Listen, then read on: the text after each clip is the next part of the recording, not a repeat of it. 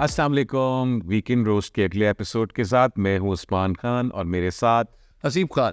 हसीब भाई, सबसे पहले बहुत बहुत मुबारक हो। आज इंटरनेशनल टीचर्स डे है, आप खुद भी उस्ताद है। Any points on that? यार अच्छा है। एक उस्ताद एक ऐसा आई थिंक एक ऐसी पर्सनालिटी होते हैं जो अपने स्टूडेंट को अपने से आगे बढ़ता देखकर खुश होते हैं और वो बहुत प्राउडली ये बात कह सकते हैं कि हाँ ये मेरी स्टूडेंट है। तो आई थिंक कि बहुत अच्छी फीलिंग आती है। मैंने तो पुलिस छोड़ी थी, पुलिस छोड़ के पढ़ाना शुरू किया था अपनी अम्मा के कहने के ऊपर। तो लेकिन अब आफ्टर 27 ईयर्स आई बिलीव के वो बिल्कुल डिसीजन ठीक था। और लोगों की ज़िंदगियों में जिस तरह से टीचर वैल्यू ऐड करते हैं वो बहुत इंपॉर्टेंट है। हमारी ज़िंदगी में हमारे पेरेंट्स बहुत वैल्यू ऐड करते हैं। हमारी आई एम श्योर आपकी ज़िंदगी में भी और मेरी ज़िंदगी में भी हमारे पेरेंट्स का बहुत बड़ा हाथ है। एक तो उनकी वजह से चीज़ें बहुत डिफरेंट होती हैं और उनके अलावा स्कूल में, कॉलेज में और यूनिवर्सिटी लाइफ में और जहाँ पे हम अपनी जहाँ पे जॉब कर रहे होते हैं वहाँ पे भी बहुत से लोग जो हैं हमें हमें बहुत कुछ सिखाते हैं। और जो कुछ आज हम हैं हम सब उन्हीं की बदौलत ही हैं। लेकिन आजकल कुछ और ऑन अ लाइटर नोट हम उन लोगों के बारे के भी बहुत शुक्रगुजार हैं जब हम कहते हैं कि मेरी ज़िंदगी बर्बाद करती हुए किन्नी उस्ताद बीबी थी। तो इस तरह की भी उस्तादियाँ जो हैं वो चलाई है। तो ये टीचर्स डे उनके लिए भी। हसीब भाई, क्या तोहफे दिए आपके बच्चों ने आपको आज? कार्ड्स नॉर्मली दिए जाते हैं, फूल दिया जाता है और उनके पास मैसेजेस कोई आ जाते हैं कि thank you very much for being a beacon of our life. तो वो बड़ा बड़ा अच्छा लगता है दैट। महंगे महंगे तोहफे नहीं मिलते महंगाई की? नहीं वो आप सिर्फ आप एक वो व्हाट्सएप के ऊपर ना ये सब की सब चीज़ें खड़क करके निकाल जाते हैं। तो वो ईजी करते हैं कि यार ठीक है हमारा पैगाम पहुंचना चाहिए। फिजिकल स्टेट का कोई नहीं है कि कोई गिफ्ट मिले, वो नहीं। वो बहुत मेरे पुराने स्टूडेंट्स हैं, वो कहीं ना कुछ अगर हो तो ज़रूर कर दे। कोई परफ्यूम दे देंगे, कोई बुक दे देंगे, कुछ तरह की चीज़ बना लेते हैं। हसीब भाई, आपको ये भी पता है, डेज की बात हो रही है तो अक्टूबर का मंथ शुरू हो गया। आपको पता है कि अक्टूबर इज़ अ मंथ जिसके अंदर ब्रेस्ट कैंसर की अवेयरनेस के लिए किया जाता है। क्योंकि ये हमारा अक्टूबर का पहला शो है, मैं चाहूँगा उसके ऊपर भी आपका एक क्रिस्प सा मैसेज। हाँ यार, पिंक टोबर की बात अगर हम करें तो हमारे जितने भी बहनें बेटियां माएँ हैं यहाँ पे उनको अपना ख्याल खुद रखना चाहिए। हम नॉर्मली गवर्नमेंट ऑफ पाकिस्तान भी या यूएनओ हर तरह से भी ये बात लोगों को समझाते हैं कि आप अपने सेल्फ एग्जामिनेशन कर सकते हैं और सेल्फ एग्जामिनेशन के बाद आप अपने आप को देख सकते हैं कि आपका कि ये वाली प्रॉब्लम्स आपके साथ हो रही हैं या नहीं हो रही हैं। तो इसमें अब परेशान होने की आई बिलीव ज़रूरत इतनी ज़्यादा नहीं है कि इसके इलाज निकल चुके हैं। लेकिन असल बात यह है कि आपके इस मर्ज़ की तशख़ीस अगर पहले किसी मराइल में हो जाएगी तो things would get much easier and much better.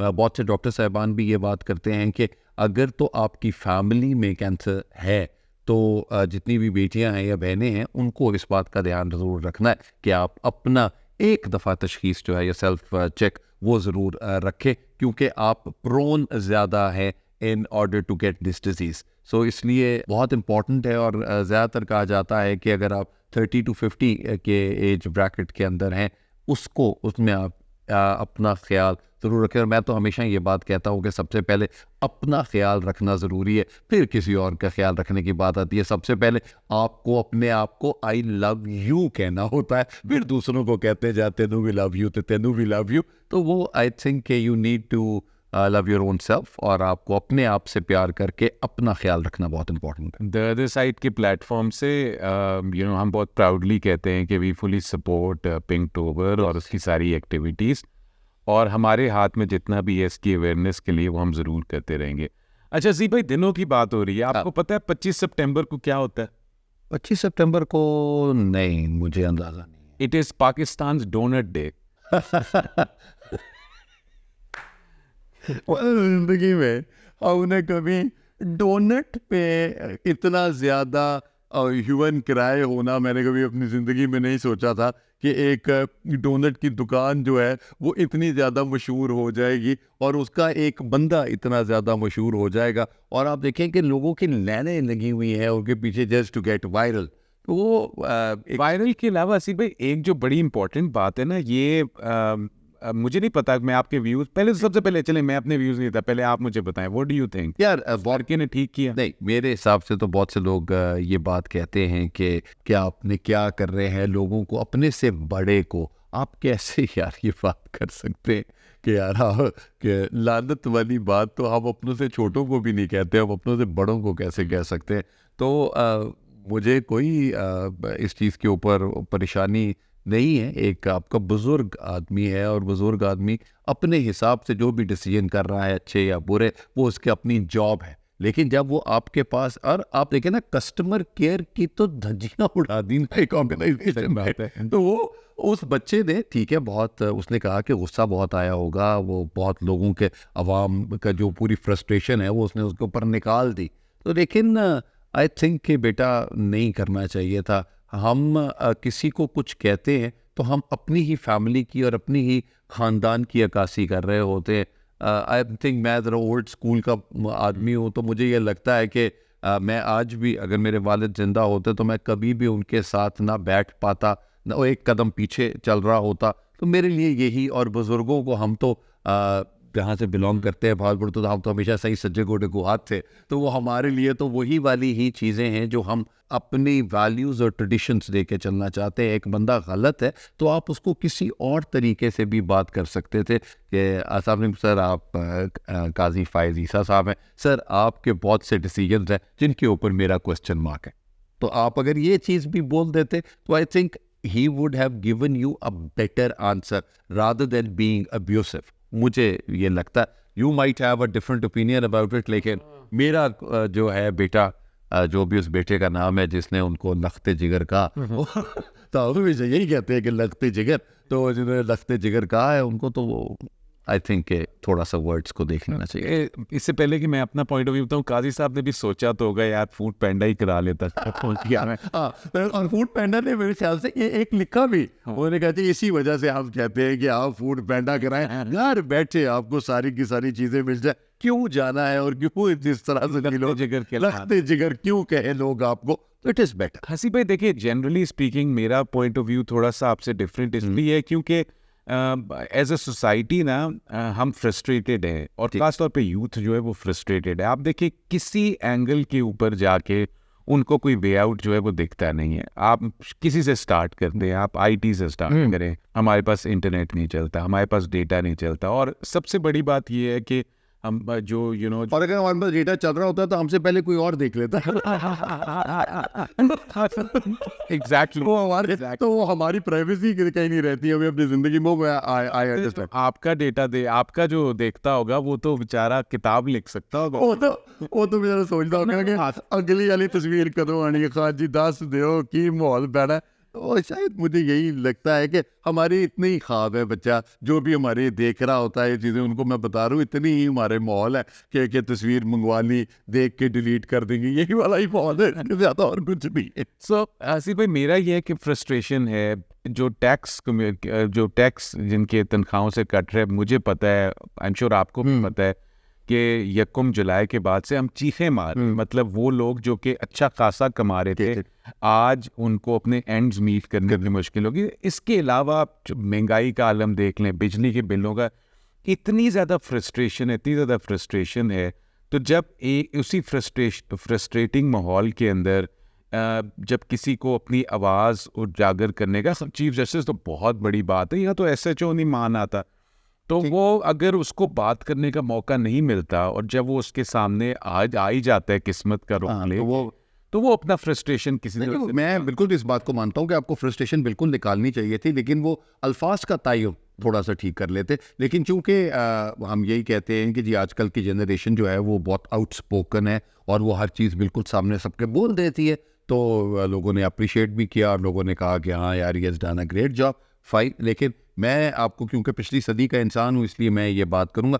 एक और चीज़ उस्मान आपने बात की है कि यहाँ पे बहुत से लोग जो है वो टैक्स के बारे में बात कर रहे हैं, और I think right person for the right job, गोरा एक बात करता है, वो बहुत इंपॉर्टेंट चीज़ है। हम हर एक के लिए लॉज बना रहे होते हैं और या उनके लिए कोई चीज़ तोड़ रहे होते हैं, तो मुझे लगता है कि आई एम सॉरी कि वो आपके वालिद भी ब्यूरोक्रेसी में रहे, मेरे अब्बा भी ब्यूरोक्रेसी में रहे, लेकिन हमें ये केस लगती है कि अगर ब्यूरोक्रेट्स भी नहीं संभाल सक रहे, जो कि कमाल लायक तरीन लोग हैं, पाकिस्तान की क्रीम है, तो फिर कौन आएगा पाकिस्तान को संभालने के लिए? क्योंकि ना पॉलिटिशियन संभाल सकते हैं, ना कोई और संभाल सकता है, ना हमारे अपने ऑफिसेज संभाल सकते हैं, तो फिर कौन आके संभालेगा? कौन और कोई और ही संभालेगा जो संभाल रहा है। देखो बिल्कुल मुझे लगता है, लेकिन उनको भी कहीं ना कहीं से ट्रेनिंग ले लेनी चाहिए, इकोनॉमिक्स की, social media, digital marketing, advertising, इस तरह की चीज़ें देखने के साथ, ताकि उनको भी पता लगे कि आजकल आवाम क्या कर रही है। ये जो बच्चे हैं जिन्होंने ये सब चीज़ें बातें बोली, वो ओपन बच्चे हैं और वो हर चीज़ का जुगाड़ उनको पता है, जो अभी उनके बड़ों को शायद समझ भी नहीं आती, और वो कर चुके होते हैं। वो बीन देयर डन इट वाली कौम है। तो आप प्लीज़ वो सोच के उनके मुताबिक आप कोई ना कोई काम करें। हसी भाई, कमाल की कौम है पाकिस्तानी, वैसे मतलब इसमें कोई शक नहीं है। उस लड़के ने ये बोला, सही गलत को चले मैं आपका पॉइंट ऑफ व्यू ले लेते, ठीक है, उसने ये बोला, पुलिस के छापे पड़ गए, उसके बाद से आपने उस डोनट शॉप की सेल्स देखी। हाँ, मतलब एक आम पाकिस्तानी वहाँ पर पहुँच गया, उसके डोनट्स कोई ज़्यादा मतलब सस्ते भी नहीं है, 300-350 का एक तकरीबन डोनट है, और वहाँ पर लाइनों के साथ लोगों ने ब्लू एरिया का पूरा सर्विस रोड ब्लॉक कर दिया, सिर्फ और सिर्फ उससे डोनट्स खरीदने के लिए। ये भी हम पाकिस्तानी, ये हम भी कमाल करते हैं। देखिए, हम अगर इकबाल आज होते तो वो कहते एक डोनट जिसे ग्रां समझता है तो वो 1000 लानतों से देता है। आदमी का हमारे लिए भी ये वाली ही चीज़ें बन रही होती है। लेकिन आई थिंक ठीक है, लोगों ने इसको एंजॉय किया, बात हुई। लेकिन एक और चीज़ बेटा, माएँ बहनें सबकी सांझी होती। अगर वो अकेले होते और अगर आप उनको ये बात कर देते तो वो बहुत अच्छा होता। किसी की माँ, बहन, बेटी, और आप सोचें कि किसी के बाप के बारे में या किसी की मियाँ के बारे में ऐसी बात कर रहे हैं, आप भी अभी उस एज में आएंगे बच्चा, तो फिर आपको पता लगेगा। वो कहते हैं only the wearer knows where the shoe pinches. उस एज में नहीं है, उस जगह पे नहीं है, तो आपको उस चीज़ों का अंदाज़ा नहीं है। लेकिन आई थिंक आपने ज़रूर बात करनी थी, लेकिन अच्छे अल्फाज बोलते थे तो अच्छा होता। और इसके साथ साथ हम वीकेंड रोस्ट और द अदर साइड के प्लेटफॉर्म से क्या कहते हैं, अरबाबी इख्तियार को ये भी कहेंगे जी, बच्चे को जाने दें, उसके पर सख्ती ना ले। बच्चे की जान लेंगे क्या? क्या जान लिया, फ्रस्ट्रेशन निकाल दी। असल में मेरा सबसे बड़ा प्रॉब्लम ये है कि मुल्क को चलाए जो भी, उसमें एम्पैथी होनी चाहिए, फील होनी चाहिए। मसला ये है कि जो जिनके हाथ में इख्तियार है, उनके लिए ये हमारे वाले प्रॉब्लम ही नहीं है कि जी बिजली का बिल ज़्यादा आ गया, क्या हो गया।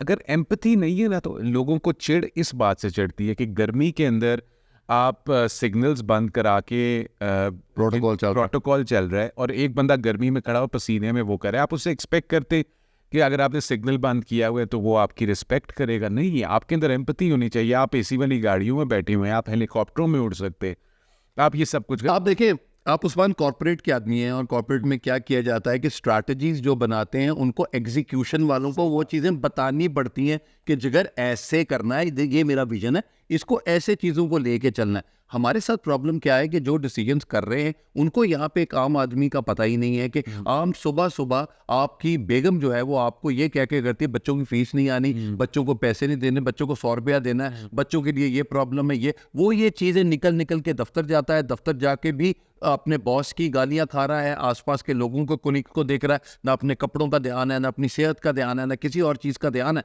और उसके बाद जब आप देखते हैं कि यार इतनी ये जो बिजली के बिल हैं कितने उमरा के लिए फ्री हैं, और हम उस बिल के लाखों रुपए दे रहे हैं और हम टैक्स भी दे रहे हैं, तो वो कहते हैं कि यार ये जो डिस्पैरिटी है इसका तो कुछ ना कुछ होना चाहिए। तो वो सबसे कम पे जाकर वो सिर्फ बोल ही सकता है, तो वो सिर्फ उसने वही किया। हसी भाई, दूसरी बात अब ये है कि एक बहुत ख़ास मेहमान पाकिस्तान आए हुए हैं, डॉक्टर जाकिर नाइक। मैं तो खैर, आप हंसे क्यों, पहले तो मुझे ये बताएं। मैं एक मीम देख रहा था, बड़ी अच्छी, वो एक मैसेज आया, उन्होंने कहा जी डॉक्टर जाकिर नाइक ने इंडिया में इतने गैर मुस्लिमों को मुसलमान कर दिया। अब उनको जो उनको यहाँ से सर्टिफिकेट मिलेगा कि अगर पाकिस्तान वाले उनको मुसलमान समझ के यहाँ से रवाना करेंगे तो फिर मज़ा आएगा। तो आई थिंक कि उनका आना यहाँ पर, I don't know what is the ulterior motive of doctor Zakir Naik coming to Pakistan, but I think that when it comes to knowledge and learning, so let's have a talk with Dr. Zakir Naik and see how he sees the things in his perspective or through his lens. Government of Pakistan के invitation पे आए हैं, पहली बात। दूसरी बात ये कि यहाँ पर बहुत सारी उसकी फॉलोइंग है और हमें ये चीज़ को भी रियलाइज़ करना है कि जो हमारी जो जेन जी या यूथ पॉपुलेशन है। एक और चीज़ मैं बड़ी मज़ेदार मैं आपको बताऊं, मेरा बेटा मुझसे बात कर रहा था, उन्होंने कहा आपको पता है बाबा डॉक्टर जाकिर नायक की जो पॉजिटिव पॉइंट्स हैं वो ये है कि he has mastered the Quran and the Hadith. तो मैंने कहा and the negative is that people say that he is somewhat weak as far as ijma and qiyas is concern. So this generation is talking about these things and they are seeing Dr. Zakir Naik from a different perspective.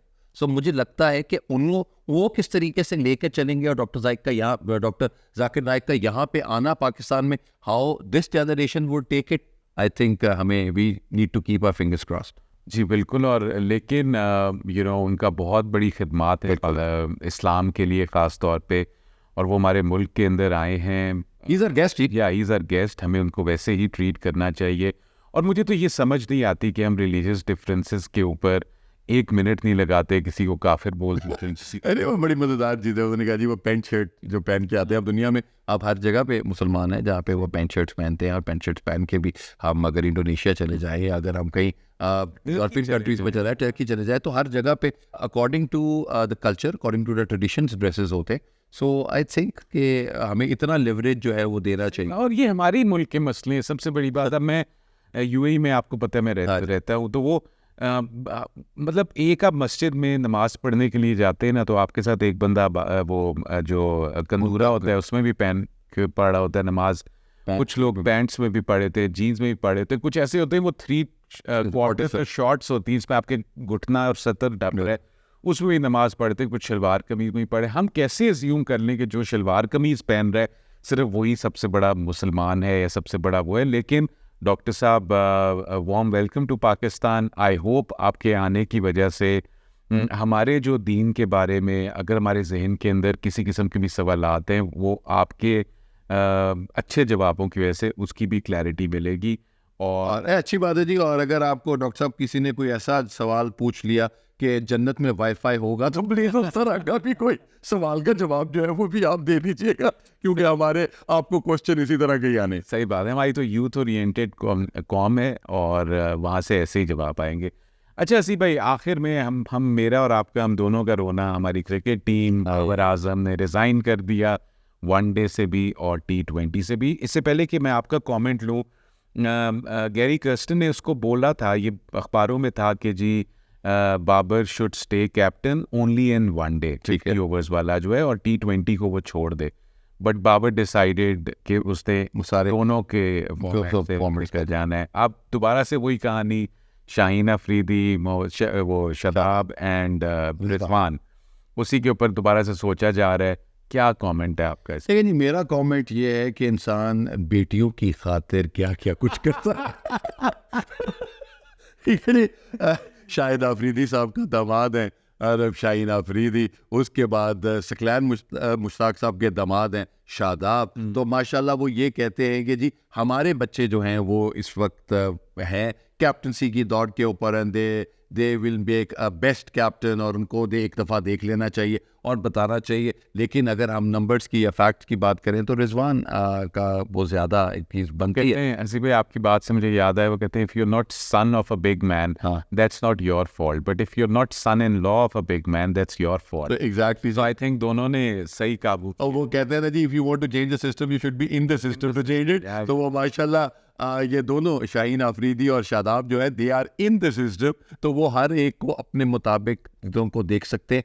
National ये जो T20 league हो रही है, champions हो रही है दी, इसमें वो कह रहे हैं जी इतने रन्स बना रहे हैं और इतना सब कुछ कर रहे हैं। आई थिंक PCB को थोड़ी सी स्ट्रैटेजी अपनी चेंज करनी पड़ेगी, एक कैप्टन बनाना पड़ेगा, और कैप्टन जो है अपने आप को देखें कि वो कैप्टन अपनी टीम को कैसे बनाता है। आप देखें अभी बांग्लादेश की टीम पाकिस्तान को वाइट वॉश करके गई है और इंडिया ने उनको वाइट वॉश किया है। कमाल उनका है बिकॉज उनको धोनी जब आए कैप्टन बने थे तो उनके बाद से लेकर आप उनकी क्रिकेट को देखेंगे, उनकी क्रिकेट किस तरीके से चल रही है। हम बहुत कहते हैं कि जी पाकिस्तान ये कर देता है वो कर देता है, लेकिन अकल से सोचें। नहीं कुछ भी नहीं ऐसी भाई स्ट्रेटजी लेस है पीसीबी। अभी मोहम्मद यूसुफ ने लास्ट वीक रिज़ाइन किया सिलेक्शन कमेटी से, इस वीक ये कर लिया, जैसे वो क्राइसिस पे क्राइसिस चल रहा है।